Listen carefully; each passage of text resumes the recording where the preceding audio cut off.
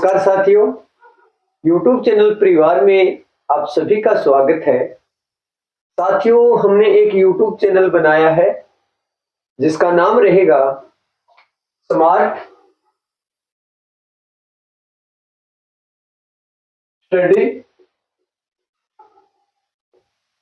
Bye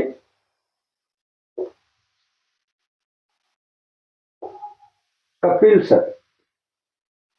साथियों, ये YouTube channel का नाम रहेगा smart study bye Kapil sir. साथियों, इस YouTube चैनल पर हम स्कूली शिक्षा, उच्च शिक्षा और कंपटीशन एग्जाम, प्रतियोगी परीक्षाओं की तैयारी करने वाले मेरे समस्त साथियों के साथ जुड़कर इस YouTube चैनल पर हम चैनल के नाम की तरह ही स्मार्ट स्टडी करने का प्रयास करेंगे। साथियों, मेरा आपसे निवेदन है, इस YouTube चैनल पर आप बने रहें। आपके सहयोग से हम अच्छे से अच्छा अध्ययन करने का प्रयास करेंगे और अच्छे से अच्छे सीखने का प्रयास करेंगे।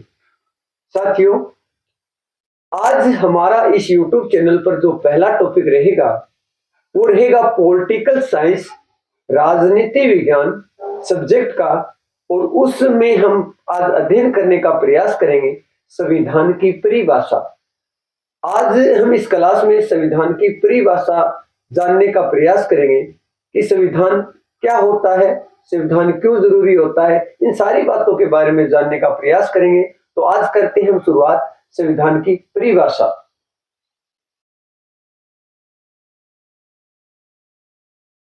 तो आज टॉपिक है हमारा संविधान की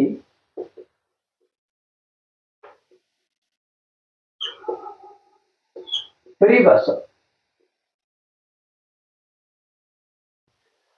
साथियों, संविधान की परिभाषा समझने से पहले हमें लोकतंत्रात्मक शासन व्यवस्था को समझना बहुत जरूरी है।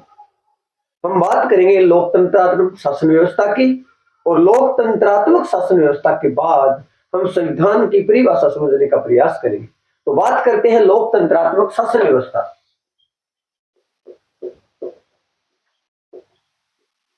लोकतंत्रात्मक शासन व्यवस्था। साथियों, लोकतंत्रात्मक शासन व्यवस्था से अभिप्राय उस शासन व्यवस्था से होता है जहां पर प्रतिनिधियों का चुनाव स्वयं जनता वोट डालकर प्रत्यक्ष रूप से करती है, और वही प्रतिनिधि जनता के लिए शासन व्यवस्था चलाने का कार्य करते हैं। अर्थात ये जो लोकतंत्रात्मक शासन व्यवस्था होती है, ये जनता पर आधारित शासन व्यवस्था होती है। जनता पर आधारित शासन व्यवस्था, जनता पर आधारित शासन व्यवस्था, शासन व्यवस्था यानी इस शासन व्यवस्था का जो आधार होता है वो जनता होती है। और ये जो लोकतंत्रात्मक शासन व्यवस्था है, ये सारी की सारी शासन व्यवस्था संविधान में लिखे हुए प्रावधानों के आधार पर चलाई जाती है। इसीलिए लोकतंत्रात्मक शासन व्यवस्था का जो आधार होता है वो संविधान होता है। तो संविधान की इससे सबसे पहली विशेषता ये बनती है कि जो संविधान है वो एक वैधानिक दस्तावेज है। संविधान एक वैधानिक दस्तावेज है,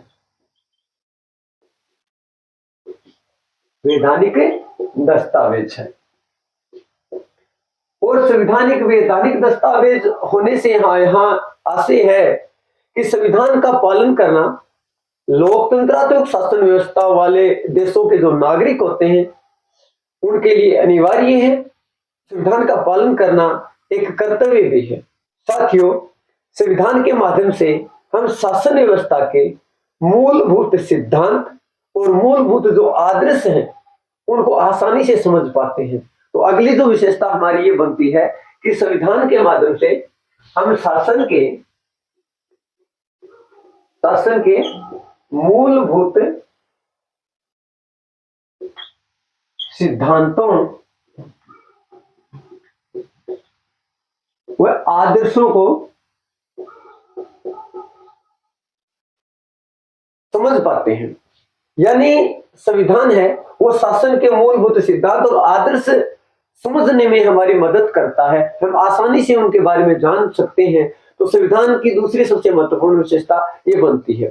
साथियों, अगले अगर हम संविधान की विशेषता की बात करें तो जो संविधान होता है वो लोकतंत्रात्मक शासन व्यवस्था वाला जो देश होता है, और जो लोकतंत्रात्मक शासन व्यवस्था होती है उसकी आधारभूत विधि होती है। क्योंकि जो लोकतंत्रात्मक शासन व्यवस्था है उसके नागरिकों के विश्वास और उनकी आकांक्षाओं को प्रतिबिंबित करता है संविधान, और लोकतंत्रात्मक शासन व्यवस्था का जो आधार होता है वो संविधान ही होता है, क्योंकि वो सारी की सारी शासन व्यवस्था संविधान में लिखे हुए प्रावधानों के आधार पर चलाई जाती है। तो इससे संविधान की जो अगली विशेषता बनती है वो ये है कि संविधान है वो एक आधारभूत विधि है। संविधान है वो एक आधारभूत विधि है, और ये जो आधारभूत विधि है ये किसकी है? ये देश या शासन व्यवस्था की है, या देश या शासन व्यवस्था की है। कौन सा देश? लोकतंत्रात्मक देश, जहां पर जनता के द्वारा शासन व्यवस्था को चलाया जाता है। साथियों, इसके साथ साथ संविधान की अगली अगर विशेषता की बात करें, जो नागरिकों के मूल अधिकार होते हैं उनको मूल अधिकार किस तरीके से प्राप्त किए जा सकते हैं, कौन कौन से मूल अधिकार हैं, ये सारी की सारी जानकारी हमें संविधान के माध्यम से ही पता चलती है। तो इससे हम संविधान की जो महत्वपूर्ण विशेषताएं होती है, विशेषताओं के आधार पर ही हमने संविधान की परिभाषा समझने का प्रयास किया। आगे हम भारतीय संविधान के बारे में पढ़ेंगे और हम भारतीय संविधान का वहां से अध्ययन करने का प्रयास करेंगे जब हमारे देश के अंदर ब्रिटिश ईस्ट इंडिया कंपनी की शासन व्यवस्था चलती थी। हमारे देश में उस समय दो तरीके से शासन व्यवस्था चलती थी।